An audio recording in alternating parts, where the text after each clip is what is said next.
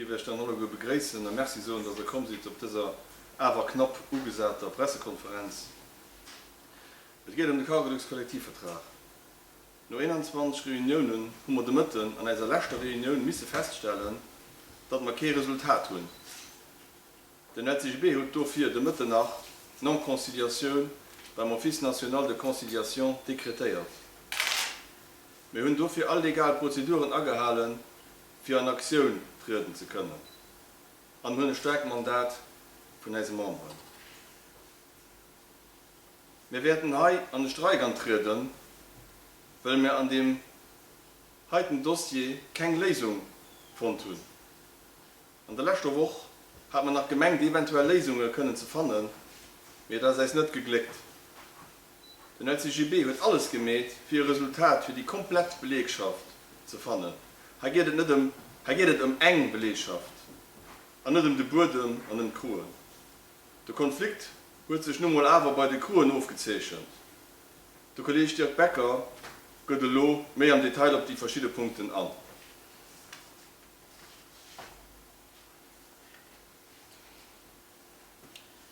Die Verhandlungen sind letztendlich daran gescheitert, dass die Anfang letzter Woche prinzipiell erzielte Einigung auf die für uns in diesen Verhandlungen wesentlichen Punkte durch die Direktion nicht in entsprechenden Text umgesetzt werden. Das, was bis zuletzt durch die Geschäftsleitung als Vertragstext vorgelegt wurde, ist so verbessert, dass dieser Text nicht mehr der erzielten Vereinbarung entspricht.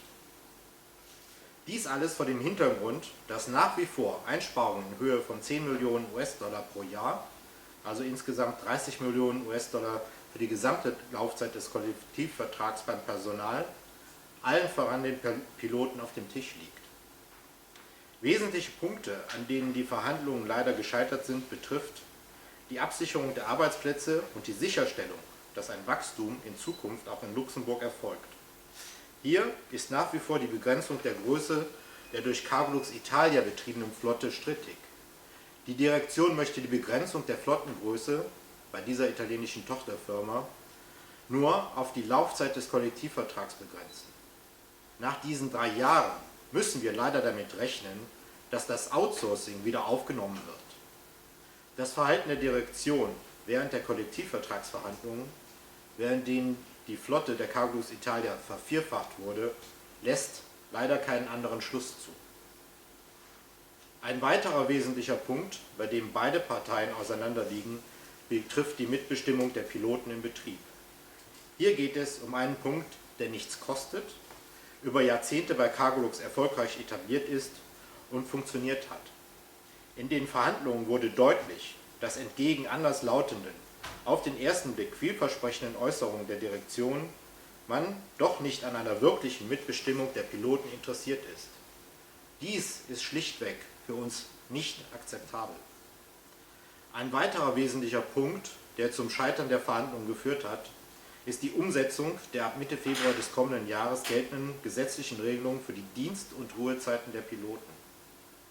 Wir haben in den Verhandlungen angeboten, diese Regeln gemeinsam, das heißt mit kontinuierlicher Mitbestimmung der Betroffenen, das heißt der Piloten, umzusetzen. Dabei würde das Ziel eines sicheren und effizienten Flugbetriebs, das heißt von Kosteneinsparungen in Millionenhöhe pro Jahr, gemeinsam in enger Zusammenarbeit zwischen Firmenleitung und den letztendlich Betroffenen, das heißt den Piloten, erzielt werden. Leider offenbarte sich gerade in den letzten Tagen, dass die Direktion keinen Willen zeigt, dies zusammen mit den Piloten umzusetzen. Hier soll einfach durchregiert werden, ohne die direkt Betroffenen, die sich bereit erklärt haben, länger zu arbeiten, in diesen Prozess einzubeziehen. Zusammengefasst: Es wurde ein Paket, das Einsparungen in Höhe von 30 Millionen US-Dollar über die Laufzeit des Vertrages ermöglicht, auf den Tisch gelegt. Trotzdem will die Direktion die Mitbestimmung und die Absicherung der Arbeitsplätze der Betroffenen nicht in einem entsprechenden Maße gewähren und die Mitbestimmung der Piloten beschneiden. Es geht nicht um mehr Geld, es geht nicht um mehr Urlaubstage und es geht auch nicht um mehr freie Tage. Es geht um die langfristige Absicherung der Arbeitsplätze und um die betriebliche Mitbestimmung derer, die bereit sind, einen Beitrag in Millionenhöhe zu leisten.